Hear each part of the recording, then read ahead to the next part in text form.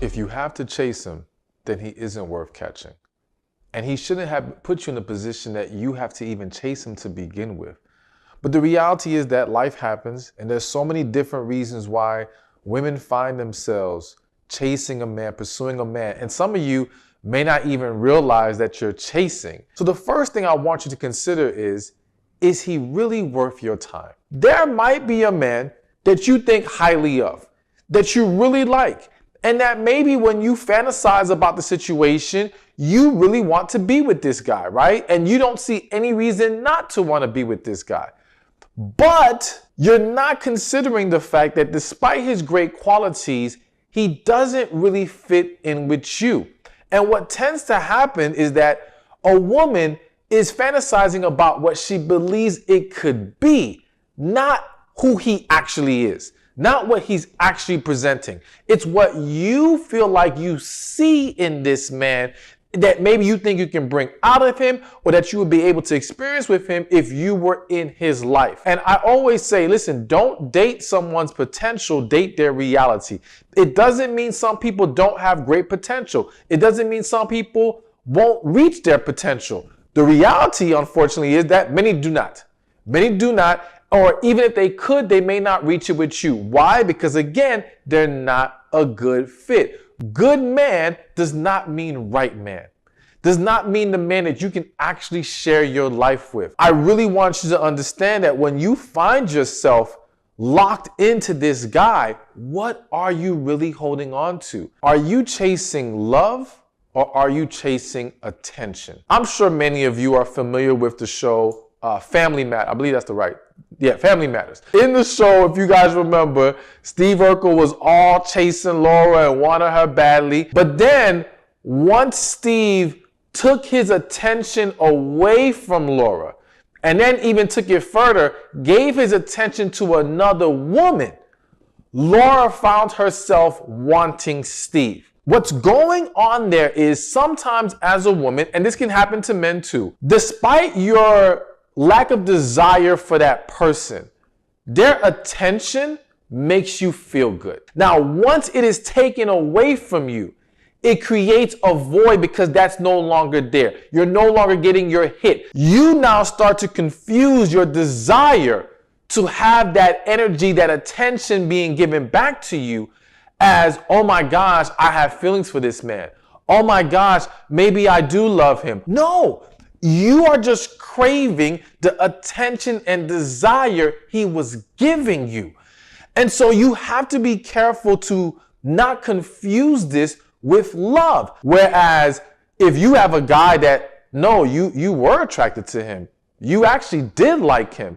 You actually had a level of desire, but again, you struggle with allowing yourself to embrace it.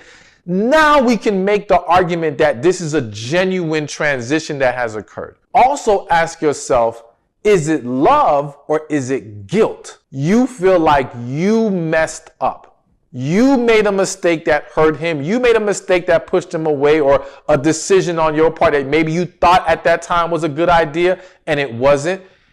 And now you find yourself desperately wanting him because you desperately want to make things right.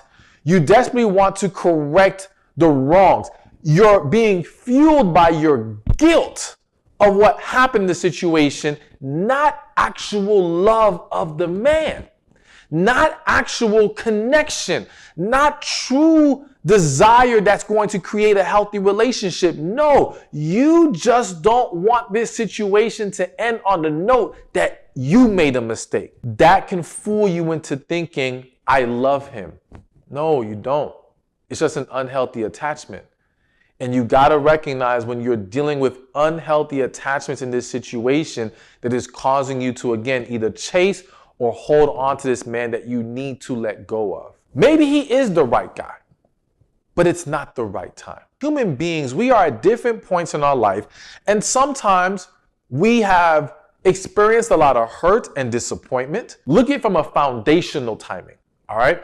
If the proper foundation has not been set, and that's you knowing yourself, that's you being healed, that's you truly being in a place to Fully open your heart, be vulnerable, and embrace love at its fullest, because that's what's going to be required to have a healthy, amazing relationship with the right person. So when that foundation is not completely properly in place, if you try to have a relationship with that quote unquote right person, it can still turn toxic. Don't get it twisted. Right person does not guarantee nothing goes wrong. It's almost like someone going to the army. They ain't even been through boot camp yet, and you want to throw them at the front line of the war.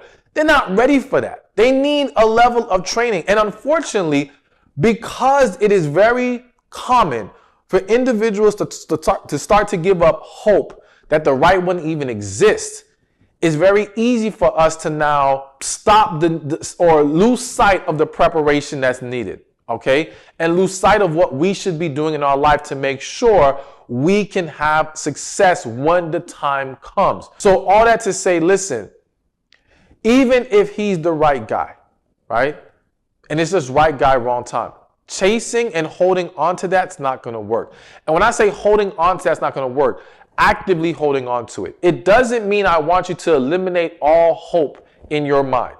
Because I think when we truly love someone, when we have a connection, there's always going to be something in us that has a little hope left, right? But what I'm asking you to do is to also focus on how do you get to a better place so that when the time is right, you too can make this whole thing work. And understand that our timing is never better than God's timing. So you've got to be patient in the process. But again, you have to be in a process of preparation, not just let me just do whatever I want and think everything's going to work itself out. Now, an additional thing to kind of help you evaluate, are you simply dealing with someone who's not for you, or is he the right guy? And that is to get your copy of the book, The Man God Has for You, 7 Traits to Help You Determine Your Life Partner. It is a best-selling book. Thousands of reviews on my site and on Amazon.